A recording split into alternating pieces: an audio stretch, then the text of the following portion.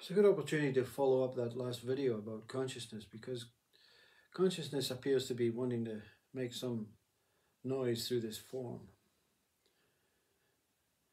And say this, that if what the speaker is saying appears to be how it is unfolding, that there is only one pure whole consciousness and everything is taking place within itself, appearing as different states of itself with different feels, emotional, sensory ways of experiencing what it is capable of through its own creation. Is that not what all have been speaking about in the past, but not using the word consciousness? Many past wise speakers have been speaking about all is God, all is Brahman, all is spirit, all is soul, all is existence, all is source. So what's different except the name consciousness? And is the name consciousness just not another name to explain life unfolding as it is? But I'd like to take this opportunity to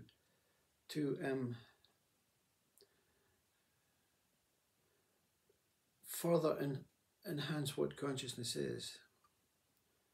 If consciousness is that what is able to experience itself, is able to create things within itself, it has to give itself a mind so that the human consciousness can take this mind on and use this body in its ways to create laptops and create things. Is consciousness not just mind?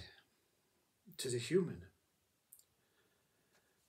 And what is beyond consciousness? Is there a beyondness to consciousness?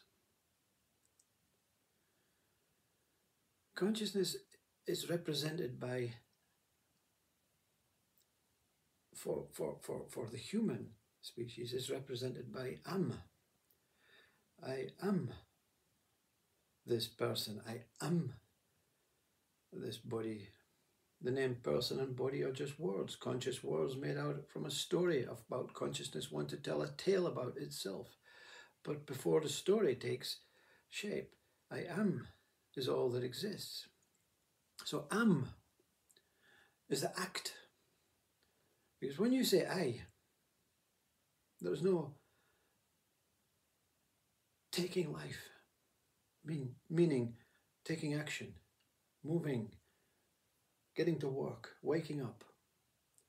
But when you say am, I am, I am, I am,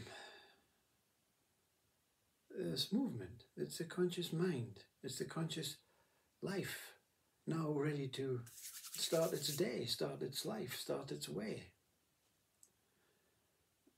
So what is I, you see? Is I another creation from consciousness? Is I part of this whole moving life act? What the speaker knows through a very Rumi-like experience, that consciousness in its pure state had nowhere to go, because the vagina cannot give birth without the penis. So consciousness was livingness, but not able to reveal its creations, that its possibilities that it was holding within itself. So I, and is I within consciousness, or is consciousness within I? What is I? Are they inseparable, I and consciousness?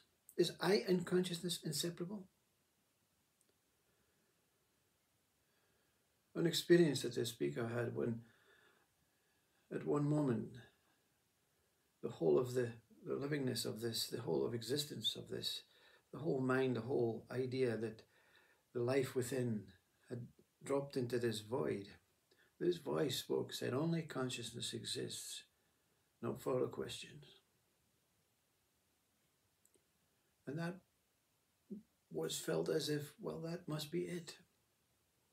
There is only consciousness.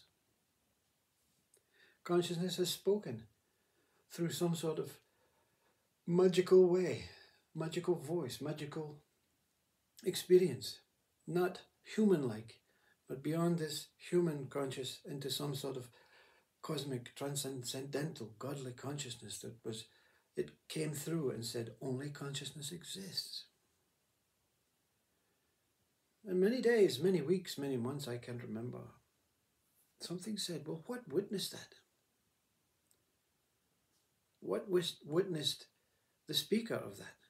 Not this speaker witnessing the voice, but the voice itself. What said that? Is consciousness able to speak, or is something witness? Did something witness itself say, only consciousness exists? And let's say it was the speaker's higher self or Sadguru that was speaking within it. Who is this higher self, this higher speaker that said only consciousness exists? Is that what says it exists? That? Or is something observe and know about consciousness that is not itself conscious?